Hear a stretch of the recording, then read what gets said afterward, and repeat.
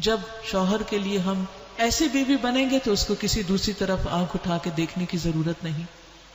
لیکن جب ہم اس کے حقوق کا انکار کر دیتے ہیں اور اس کے لیے ایسی بیوی نہیں بنتے جیسے حضرت خدیجہ حضور صلی اللہ علیہ وسلم کے لیے تھی، تو پھر گھروں کے اندر بھی فتنے ہوتے ہیں اور باہر بھی ہوتے ہیں اور سکون ختم ہو جاتا ہے. اور شیطان جو ہمارا دشمن ہے وہ چاہتا یہی ہے کہ گھروں کے اندر سے سکون ختم ہو، خوشیاں ختم ہوں اور فتنے فساد ہوں. اس لیے بہت ضروری ہے کہ ہم اپنے اندر اعلیٰ کردار پیدا کریں، اور ایسے نہیں کہ چھوئے موئے بن جائیں کہ اگر شوہر پریشان ہے تو ہم اس سے زیادہ پینک کریٹ کر دیں اور چیخنا چلانا شروع کر دیں اور گھر کے اندر ایک مصیبت ڈال دیں. نہیں، کام ڈاؤن. اللہ نے عورت کو محبت کرنے والا بنایا ہے، کیئرنگ بنایا ہے، کیونکہ ماں کا روپ دیا ہے نا. تو ہم صرف بچوں کے لیے ماں نہیں ہوتے. یہ ماں والے جو جذبات ہیں نا ہمارے اندر، یہ شوہروں کے لیے بھی ہونے چاہیے، کیونکہ ایٹ ٹائم شوہر بچوں جیسا بہیو کرنے لگتے ہیں تو اس موقع پر پریشان نہیں ہونا چاہیے. اس موقع پر بہت محبت کے ساتھ، تحمل کے ساتھ، بہت پیار کے ساتھ اور بہت کیئر کے ساتھ اس کا حوصلہ بڑھانا چاہیے. جب وہ چاروں طرف سے پریشانیوں میں گھر جائے تو اس کے لیے آپ ایک آخری سہارا ہوں، ایک ایسا سکون کا ذریعہ ہوں کہ جس سے اس کو ایک نئی انرجی ملنے والی ہو. آپ وہ ہوں اس کے لیے کہ جس سے اس کا دل خوش ہو جائے.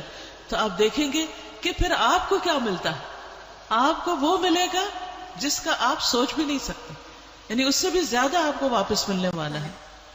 اور اگر دنیا میں کسی وجہ سے نہیں تو اللہ سبحانہ وتعالیٰ کے ہاں جنت کے 8 دروازے کھلنے والے. آپ صلی اللہ علیہ وسلم نے فرمایا جو عورت 5 وقت کی نماز پڑھے، رمضان کے روزے رکھے اور اپنے شوہر کا دل خوش کر دے، وہ جنت کے جس دروازے سے چاہے داخل ہو جائے. جنت کے جس دروازے سے چاہے داخل ہو جائے. یعنی ایک طرف اللہ کے حقوق پورے کرنے والی ہو اور دوسری طرف شوہر کا خیال کرنے والی ہو تو اس کے لیے جنت کے دروازے کھلے. تو اس لیے ہم خواتین کو، آپ سوچ رہی ہوگی کہ ہمیں کیوں بار بار نصیحت کریں، اس لیے کہ آپ میرے سامنے بیٹھے.